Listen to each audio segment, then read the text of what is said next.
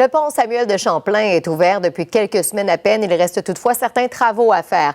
Et Andy, vous avez appris que 760 défauts sont à corriger et certains sont importants. 768 exactement, Julie. Pour la plupart des avis de non-conformité jugés mineurs, d'autres sont majeurs. Que ce soit pour l'ancien pont Champlain que vous voyez derrière moi ou encore le nouveau pont Samuel de Champlain, il reste encore beaucoup de travaux à faire, sans compter les centaines de défauts. 768, comme je vous disais d'entrée de jeu, un nombre qui pourrait croître au cours des prochains mois. Voici pourquoi. Bonjour tout le monde. Une inauguration en grande pompe. Un imposant ouvrage. Déjà un mois que les automobilistes peuvent l'emprunter dans les deux directions.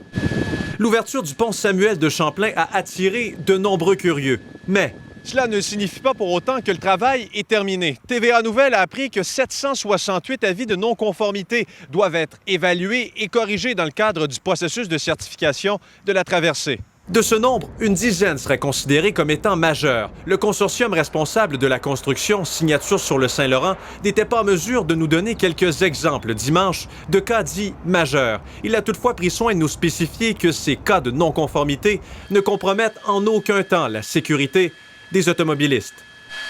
On est beaucoup plus pointu. On est conscient que nos infrastructures doivent avoir une durée de vie beaucoup plus longue qu'au départ. Les autres dossiers ouverts, qualifiés de mineurs, ceux-là, sont, semble-t-il, en voie de se régler. Des travaux de moindre envergure, des retouches de peinture, par exemple. Oui, le pont est ouvert, mais n'est pas complété à 100 %. Pensons au tablier central, entre autres, qui accueillera le réseau express métropolitain d'ici la fin de 2021. Il reste donc beaucoup de travail à faire.